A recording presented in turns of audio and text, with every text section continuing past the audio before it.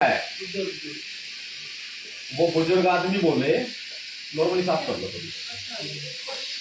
वो बुजुर्ग आदमी बोले कि बहुत पते की बात है। मैं भी पते की बात बता रहा हूं ना, तो उन्होंने भी पते की बात बताई थी। मेरी बात ध्यान से सुनो।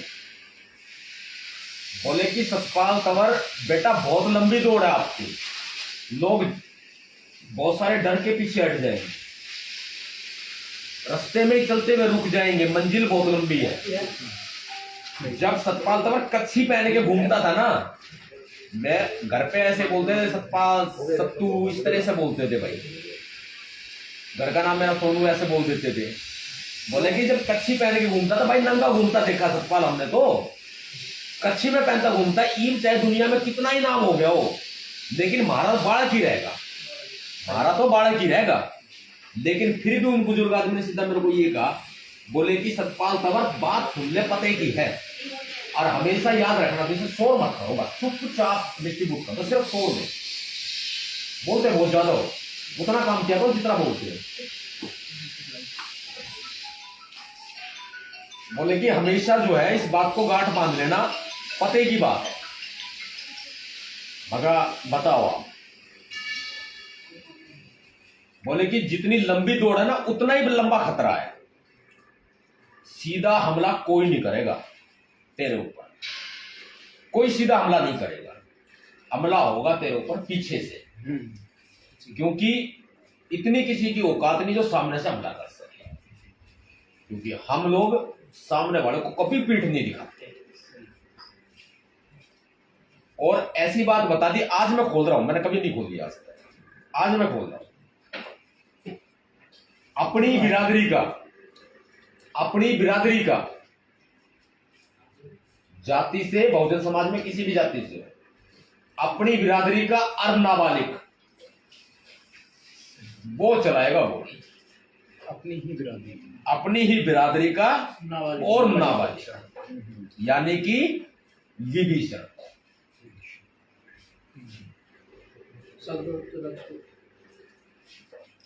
जब मैं अपने लोगों के साथ सेल्फी लेने से मना कर देता हूं, क्या नाम नंद किशोर जी आप, जब मैं अपने लोगों के साथ सेल्फी लेने से मना कर देता हूं, जब मेरे से मिलने आने वाले लोगों के लिए हमारी पर्सनल सेक्रेटरी कहती है कि अपने आधार कार्ड भेज दो, अपना जाति प्रमाण पत्र भी भेज दो, और एक रेफरेंस भी भेज दो, किसी को जानते हो क्या? तो जो बढ़िया आदमी होंगे ना, जिसको कोई मतलब नहीं होगा इन चीजों से, वो भेज देता है भाई। अपनी अगर अलग से अपनी वेरिफिकेशन टीम है, वेरिफिकेशन टीम अलग से वो वेरीफाई कर देती है, पूरा डाटा निकाल देती है, जो पुलिस के पास डिटेल नहीं होती ना, वो हमारे पास अवेलेबल हो जाती है। आज जो कभी घटिया से घटिया आदमी होगा ना, वो कहता है कि सतपाल तंवर इतना बड़ा हो गया, मैं अपना आधार कार्ड भेजूं। जानना पहचान, मिलने तुझे आना है, बात तुझे करनी है, और हमारे ऊपर ही एक्टिंग लगा करके बॉस बन रहा है यार। ऐसे लोग ऐसे पहचान में आते हैं, इसके मन में ठीक है। और जिसको कोई मतलब नहीं होता ना इन चीजों से, मारधाड़ से, हमले से, इन चीजों से, वो बेचारा क्या करता है, उनको चुपचाप आता है, अपना वेरिफिकेशन कराता है, मिल जाता है, कोई दिक्कत नहीं। यार आप लोग भी तो कुछ एक लोगों को जानते होंगे, आपको भी लोग जानते होंगे, आपका भी रेफरेंस देता है कोई ना कोई, तो वो दे सकता है, कोई दिक्कत नहीं है। लोगों के पास रेफरेंस तक अवेलेबल नहीं होगा। अमूमन ऐसी जो खरपतवार है ना, 500 से ज्यादा दिन में, एक दिन में कॉल आती, 500 से ज्यादा। अरे सर क्या कर रहे हो आप? तो 500 से ज्यादा एक दिन में कॉल आती है। ऐसे अमूमन कॉल छूट भी जाती हैं भाई। अब एक मैडम है, वो फोन रिसीव करती हैं, बाथरूम जाएंगी तो फोन लेके तो जाएंगी नहीं, रोटी खाएंगी तो भाई फोन लेके तो रोटी खाएंगी नहीं, अपना घर परिवार भी देखेंगी। ऐसे ऐसे लोग सोशल मीडिया पे लोगों ने छोड़ रखे हैं, कभी चाहे नंबर डायल नहीं किया हो, फेसबुक पर ये जरूर लिखेंगे, मैंने तो कई बार लगाया है, उठाता ही नहीं कोई, ताकि लोगों पर असर गलत पड़े। तो ऐसे लोगों से सावधान, अपनों से भी खासकर सावधान। जैसे मेरे पापा जी की मैंने उदाहरण दिया कि भाई टीपी पड़ती थी ऊपर देख के, यानी कि वो आप उनका निशाना था। आप लोग भी जब अगर भीमसेना में काम करो ना, तो लक्ष्य पे निशाना होना चाहिए। अमूमन हमारे आईटी सेल ग्रुप में भी कई बार कहते हैं, कुछ एक लोग बदमाशी कर जाते हैं, ये कहते हैं यार क्या नाम है, भाई साहब तक बात पहुंचाओ, वहां ये चल रहा है, भाई साहब तक बात पहुंचाओ, वहां ये विरोध हो रहा है, भाई साहब तक बात पहुंचाओ, यहाँ प्रॉब्लम हो रही है। अरे सारी चीजों को अगर सतपाल तवरी देखेगा तो भाई टीम की और लोग क्या आलू छिलेंगे? सही बात है। संगठन का काम है पूरा टीम का। कहीं कोई भी एट्रोसिटी की घटना होती है, मेरे से पहले पहुंचो, मेरे से पहले पहुंचो, मैं आपको बताता हूं। वहां पहुंच करके वहां की ग्राउंड रिपोर्ट मुझे दो, मुझे बताओ कि यहां पर जेन्युइन केस हुआ है। अमूमन केस जेन्युइनिटी पे नहीं जाऊंगा मैं, अमूमन जो केस होते हैं वहां पर पहुंच करके वहां की स्थिति के बारे में मुझे बताओ कि यहाँ जेन्युइन केस हुआ है कि बहुत ज्यादा गलत हुआ है इस परिवार के साथ या इस व्यक्ति के साथ। डेट निर्धारित करो, मुझे बुलाओ, मैं आऊंगा। लेकिन टीम के लोग मेरे साथ चलने के बजाय सबसे पहले वहां पहुंचे, ये काम आपको करना पड़ेगा।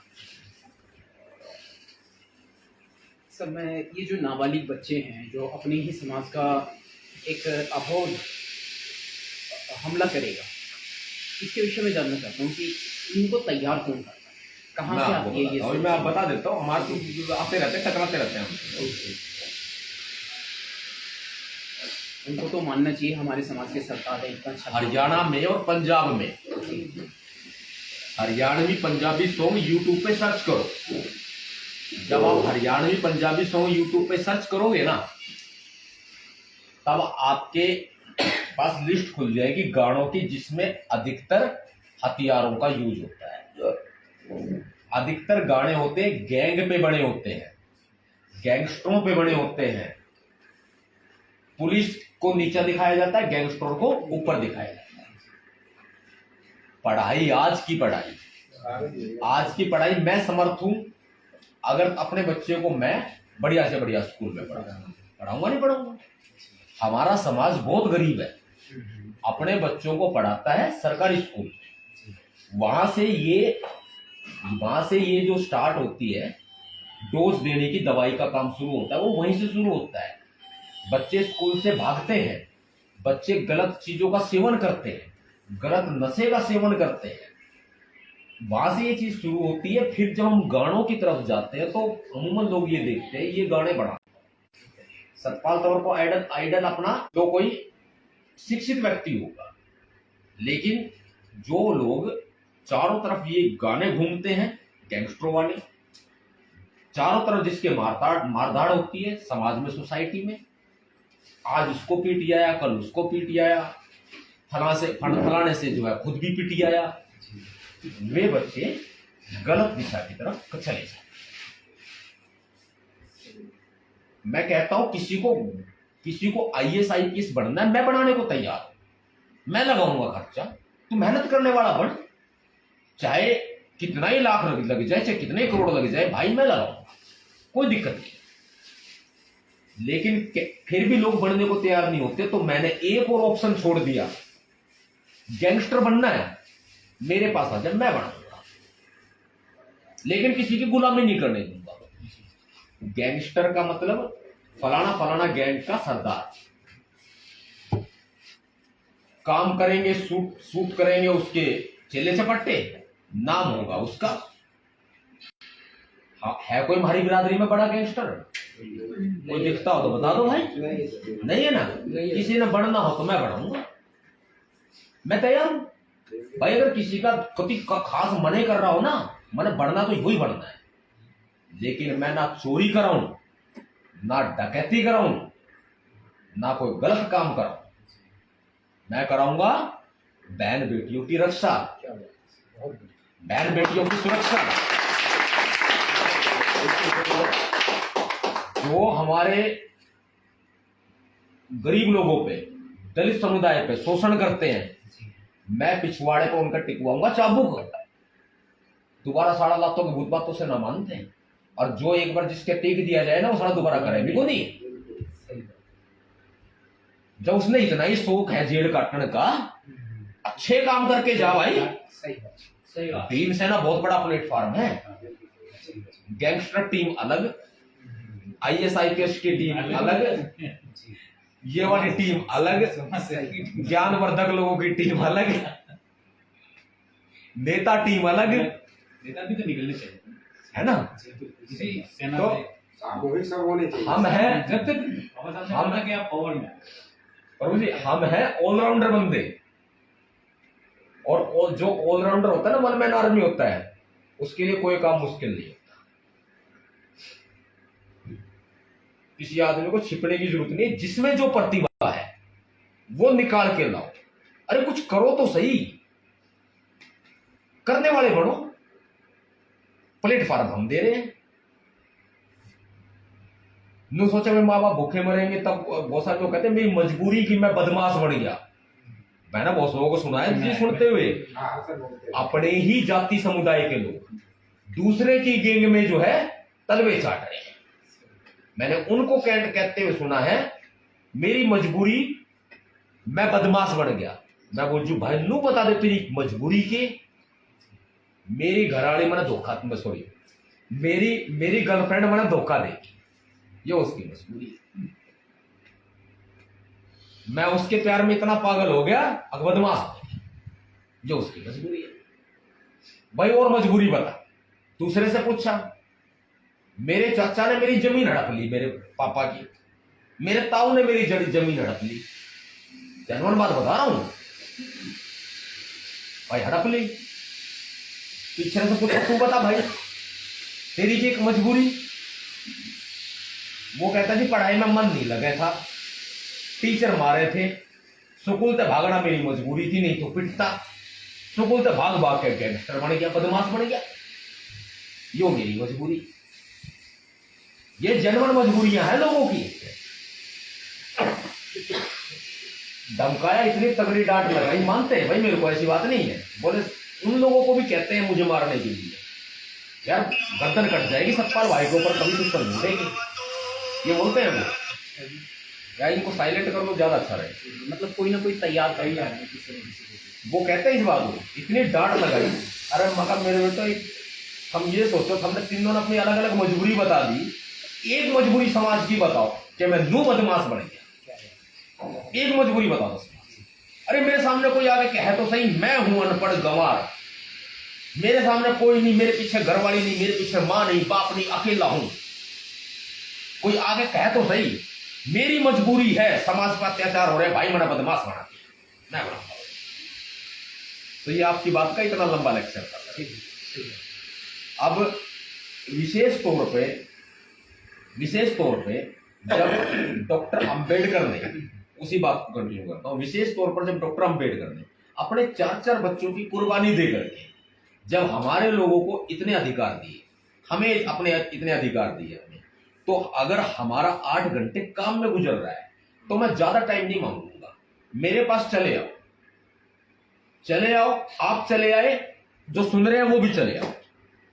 4 दिन पहले आप भी कह रहे थे कि चले आओ, कह रहे थे नहीं कह रहे थे? तो जो बाबा साहब डॉक्टर अंबेडकर ने अपने 4-4 बच्चों की कुर्बानी दी, हमने उस मंजिल को सफल करना है, उस मुकाम को हमने अचीव करना है। कब तक हमारे लोग गुलाम रहेंगे, कब तक हमारे लोग पिटते रहेंगे? किसी के पास कोई सुझाव हो, किसी के पास में कोई आइडिया हो, कोई विचार हो, मेरे तक पहुंचाओ, उसको प्लेटफॉर्म तक हम लेके आएंगे। लेकिन अगर 8 घंटे काम कर रहे हो तो 2 घंटे कम से कम समाज के लिए निकालो। अगर आपने 2 घंटे समाज के लिए निकाल लिए सिर्फ खरपतवार से दूर रह के, जो काम धाम कुछ करते नहीं है, सिर्फ लोगों का माइंड वॉश करते रहते हैं, फलाना यो, फलाना वो, फलाना वो। कहीं 4 टोली बैठ गई, फला आदमी ये कर रहा है, फला बहन जी ये कर रही है, फला भाई ये कर रहा है। अरे मेरे सोच रहे तू क्या कर रहा है, तू बता। ये ध्यान सही। ऐसी खरपतवार से दूर रह करके 2 घंटे निकालो, और 2 घंटे निकालो, फिर उसके बाद हम बदलाव करके दिखाएंगे। मैं कहता हूं मेरी जिम्मेदारी है, जितने भी लोग काम कर रहे हैं करो, बहुत अच्छे लेवल पे कर रहे हैं, अच्छी बात है। जो भी संगठन हो, संस्था हो, हमारे भाई बंधु जितने भी काम कर रहे हैं अपने लेवल पे कर रहे हैं, बहुत बढ़िया, करते रहो। जहां हमारी जरूरत है वहां बताओ भाई। वो आपको कहते हैं ना, कोई इस तरह की बात कहता है तो जहां हमारी जरूरत है वहां बताओ, भीमसेना साथ दी। लेकिन अब वो वक्त आ गया है कि अपने बच्चों को, अपने परिवार को, उनके लिए 8 घंटे काम कर रहे हो, करो, उनको साइड सेटल करो अपना, और सेटल करके समाज में लड़ाई लड़ने के लिए उतरो। आरएसएस की ही इकाई है बीजेपी, आरएसएस की इकाई है कांग्रेस। जब सर्दी का मौसम होता है, हमारे लोग रजाई में गुलाटियां मारते हैं, अमूमन सभी मारते हैं, लेकिन हमारे लोग क्यों मारते हैं वो बताइए। जब गर्मी का मौसम होता है, भाई जिसके घर में एसी है वो बढ़िया मजे में एसी में गुलाटियां मार रहा है, जिसके घर पे पंखा है वो पंखे में गुलाटियां मार रहा है, जिसके घर पे भाई लाइट चली जाती है बीच बीच में एकदम से आकर के मक्खी पड़ती है सुबह सुबह, मक्खी रात में नहीं आती, मक्खी सुबह आती है। जब पंखा आया तो मेरे पापा तो पंखा बंद कर दिया करते थे, फौजी आदमी थे, और पानी पे फेंक दिया करते थे, ऊपर खड़ा हो जाए, सुबह 5 बजे खड़ा कर देते, सर्दी के मौसम में 4 बजे, और बताओ वो आदत पड़ रही है हमने तो। फिर जब मक्खियां ऊपर पड़ती है ना, ऐसे ऐसे करेंगे, ऐसे ऐसे करके फिर सो जाएंगे गर्मी के मौसम में। हमारे गुलाटियां सब मारते हैं, लेकिन हमारे लोग ज्यादा मारते हैं, और सुबह सुबह के टाइम मारते हैं। जब मारते हैं जब आरएसएस के लोगों के पार्क में कैडर चल रहे होते हैं, और उनके वो कैडर क्या है पता हूं आपको, वो उनकी कैडर है बुजुर्ग आदमी, महिलाएं, युवा, जवान साथी। सुबह सुबह मॉर्निंग वॉक करने निकलता है, दौड़ मारता है, पार्क में पहुंच जाता है, सीढ़ियां पड़ी हुई है, सरकारी चीजें पड़ी हैं, अपना आराम से वहीं बैठ करके भाई घर परिवार की बतला ली, घर परिवार की बतला ली, आज भाई देश के लिए भी कुछ अच्छी बतला लें, देश के लिए राष्ट्र समर्पित, राष्ट्र को समर्पित है संगठन, ये बहुत बड़ा समर्पित है भाई, राष्ट्र की बतला ले। इनसे बड़ा कोई देशभक्त नहीं है। तो वो जो देशभक्ति की जो पौध डाली जाती है ना, वो उन्हीं पार्कों में से डाली जाती है। वो कहते हैं ना कि आरएसएस की शाखाएं लग रही है, अरे इनकी शाखाएं तो सुबह 4 बजे लगती है। मैं इनको देशभक्त नहीं कह रहा, ये मानते हैं खुद को देशभक्त, लेकिन उनकी बुराई मैं क्यों करूं, मुझे क्या जरूरत भाई, कल ने मेरे पीछे तलवार लेकर भग लिए तो, लेकिन फिर भी मैं करता हूं।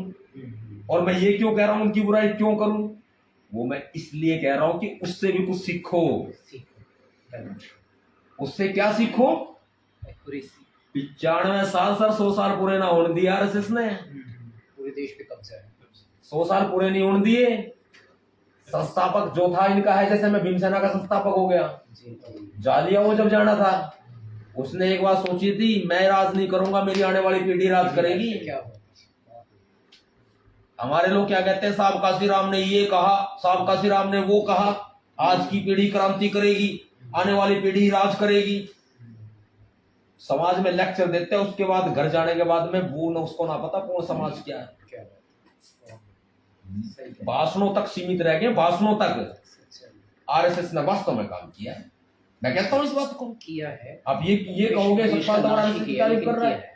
बाल ठाकरे को मैं शुरू से जानता हूं, उस समय जिंदा थे वो। हालांकि हमने घर वालों से पूछते थे ये क्या है बजरंग दल शिवसेना, हमें समझ में नहीं आता था, कभी हम इनमें गए भी, हमने देखा भी। हम लोगों से पूछते थे, लोगों से ये भी कहते थे ये क्या पाकिस्तान हिंदुस्तान की जब लड़ाई होगी क्या ये वहां पे जाकर के बॉर्डर पर लड़ाई लड़ लेंगे। बहुत सारे कहते थे हाँ इनको परमिशन है, ज्ञान नहीं किसी चीज का, लेकिन फिर भी कहते थे। यानी कि लोगों की सोच वहां तक बन गई है। 95 साल पूरे हो चुके हैं, 100 साल पूरे नहीं होने दिए। कभी तो जनता पार्टी बनी बिगड़ी, भारतीय जनता पार्टी बनी, अटल बिहारी वाजपेयी की सरकार आई, फिर बिगड़ गई, सरकार गिरा दी।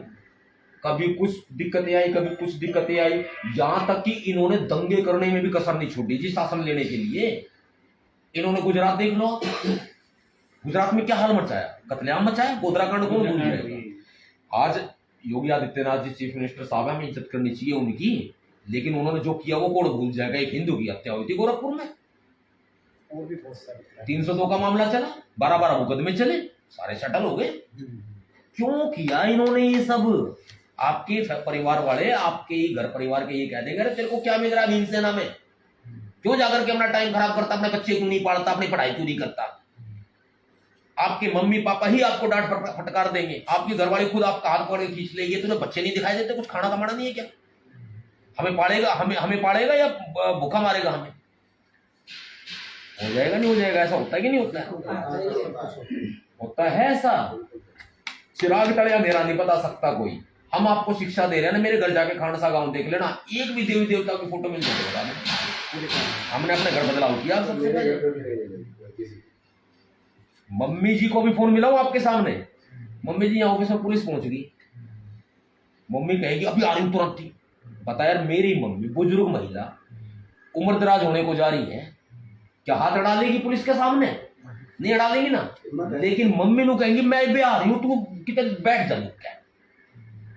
वो माँ का प्यार है, यानी कि मेरे हाथ पकड़ के नहीं खींच, मेरे चिराग तले अंधेरा तो नहीं है ना जो आपको शिक्षा दे रहा हूं मैं।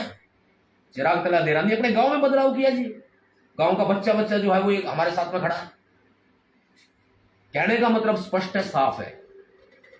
जब बीजेपी के आरएसएस के लोगों ने जब सत्ता प्राप्त करने के लिए साम दाम दंड भेद सब कुछ अपना लिया, तो हमें अपनाने में क्या दिक्कत है? हमारे लोग कहते हैं, करते नहीं है। प्रॉब्लम यही है। आज यही गांठ बांध के जाना, क्योंकि जो अगली मीटिंग है ना अभी होगी 10 मिनट बाद आफ्टर ब्रेक, वो इसी को लेकर चर्चा होगी, जिसको मैं कैमरे के सामने नहीं करूंगा, उसको करेंगे बंद कैमरे में। अभी तक कुछ मैंने सारे एग्जाम्पल पे बताया है, सारी बातें उदाहरण दे के बताई हैं। शायद उम्मीद है कि आपको कुछ सीखने को मिला होगा। और विशेष तौर पर जब बात आ जाती है कि लोग कहते हैं कि हमारा शासन नहीं आता, शासन नहीं आता, हमारे लोगों पे अत्याचार होते हैं, हम अत्याचार मिटा के दिखाएंगे और हम ही शासन ला के दिखाएंगे। लोग कहते हैं अपने मुंह मियां मिट्ठू मत बनो, किसी दूसरे के ऊपर भरोसा मत करो कि वो आपकी तारीफ करेगा, किसी दूसरे पे विश्वास मत करो कि वो आपका विज्ञापन छापेगा। अरे अपने मुंह मियां मिट्ठू खुदे बन जाओ, अपना विज्ञापन खुद ही लगाने लग जाओ, तभी लोग आपकी बात पे भरोसा करना सीखेंगे। जय भीम।